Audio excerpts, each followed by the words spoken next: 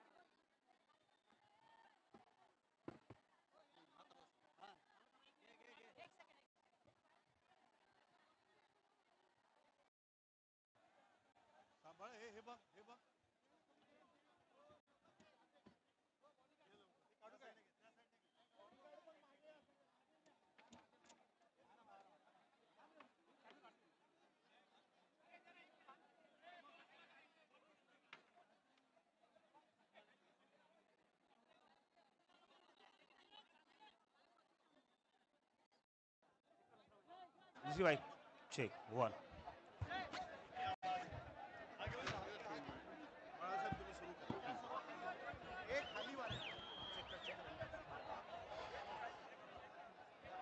आपल्या देशाची लोकशाही वाचवण्यासाठी, आपल्या देशाची राज्यघटना वाचवण्यासाठी आजचा हा लाखोचा जनसमुदाय सत्याचा मोर्चा येथे आलेला आहे. यासाठी आपल्यामध्ये उपस्थित असलेले आदरणीय नेते शरदचंद्रजी पवार साहेब, सन्मान्य माजी मुख्यमंत्री उद्धवजी ठाकरे, मनसेचे नेते राजसाहेब ठाकरे,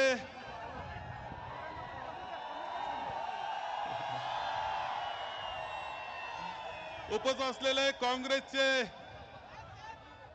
विधिमंडळ काँग्रेसचे नेते विजय वडेट्टीवारजी, विधान परिषदेचे नेते माननीय बंटी पाटीलजी, नसीम खानजी, भाई जगतापजी आणि मित्र पक्षांचे सर्व नेते मंडळी आणि सर्व उपस्थित बंधू आणि भगिनी, आज हा अभूतपूर्व मोर्चा आहे. अभूतपूर्व मोर्चा आहे. हा केवळ निवडणूक आयोगावर असं समजण्याचं कारण नाही. हा मोर्चा केंद्रीय निवडणूक आयोग, राज्याचा निवडणूक आयोग आणि जे जे त्या निवडणूक आयोगाला चालवणाऱ्या सत्ता आहेत त्यांच्यावर हा मोर्चा आहे. आदरणीय राहुलजी गांधी यांनी दाखवून दिलं की देशाच्या निवडणुका वोट चोरीमधून होत आहेत.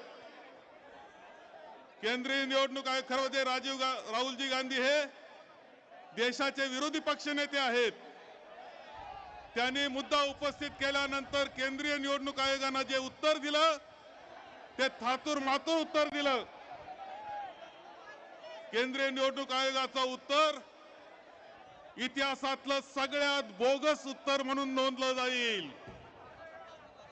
त्यांनी खुलासा केला नाही, चौकशी केली नाही आणि त्यावेळेस हे लक्षात आलं की महाराष्ट्रातल्या विधानसभेच्या निवडणुका सुद्धा अशाच बोगस पद्धतीनं बोगस मतदार यादीवर झालेल्या आहेत. आणि म्हणून आम्ही निवडणूक आयोगाकडे गेलो. त्यांना म्हटलं की जी मतदार यादी तुम्ही विधानसभेच्या वेळेस वापरली ती आता स्थानिक स्वराज्य संस्थेला तुम्ही वापर करू नका. स्थानिक स्वराज्य संस्थेला या निवडणूक मतदार यादीचा वापर करू नका. जी विधानसभेची मतदार यादी होती तिच्यामध्ये कोणताही हरकतीवर निर्णय न घेता त्यांनी 1 जुलैला ती राज्य निवडणूक आयोगाच्या ताब्यात ती यादी देण्यात आली. आम्ही दोन्ही निवडणूक आयोगांना भेटलो. आम्ही सर्वजण होतो. सर्वांना निमंत्रित करण्यात आलं होतं. की जे जे लोकशाही मानतात त्या सगळ्यांनी आलं पाहिजे असा आग्रह आमचा होता. आम्ही गेलो, उत्तर देऊ शकले नाही. राज्य निवडणूक आयोगाकडे गेलो, त्यांनी उत्तर दिलं नाही. अनेक उदाहरणं हे आम्ही सांगितले कसं चुकीचं चाललेलं आहे याचे. मी आपल्याला एक उदाहरण सांगेल आणि माझं भाषण संपवेल की माझा जो मतदारसंघ आहे संगमनेरचा, जो ग्रामीण भाग आहे संगमनेरचा, त्याच्यामध्ये 9,500 मतदार यादी बोगस आहे. 9,500 त्यामध्ये शहर नाही. शहराचं मतदारसंख्या 60 आहे, ते मात्र त्यात नाही. 9,500 आहे. आम्ही हरकत घेतली, हरकत घेऊन सांगितलं की हे दुरुस्त झालं पाहिजे. आम्हाला तहसीलदारनं उत्तर दिलं की कोणताही अधिकार आम्हाला नाही, हे दुरुस्त करण्याचा अधिकार नाही. हे लेखी उत्तर त्यांनी दिलेलं आहे. याचा अर्थ विधानसभेला जी निवडणूक मतदार यादी होती ती कोणत्याही दुरुस्तीशिवाय स्थानिक स्वराज्य संस्थांना वापरली जाणार आहे, हे लक्षात ठेवा. ही बोगस मतदार यादी आहे, ही दुरुस्त झाली पाहिजे, हा आपला आग्रह आहे, हेच सांगेल मी. त्याकरता आजचा हा मोर्चा आहे.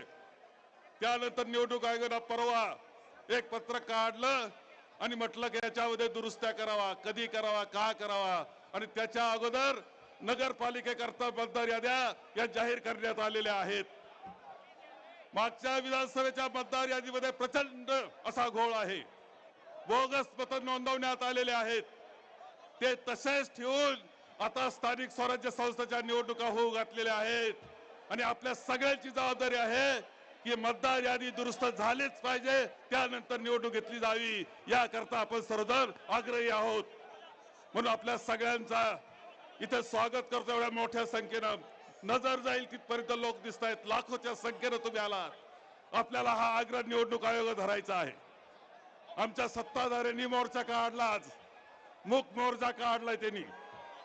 त्या मूक मोर्चामध्ये निवडणूक आयोग सुद्धा सहभागी झालाय का काय हे पाहण्याची वेळ आहे. आम्हाला उत्सुकता आहे. हे सगळं चित्र आहे. आपण सगळ्यांनी मतदार याद्या दुरुस्त झाल्याच पाहिजेत, त्यानंतर निवडणुका घ्याव्यात, हा आग्रह आपण करणार आहोत. एवढंच मी सांगतो आणि माझे 2 शब्द संपवतो.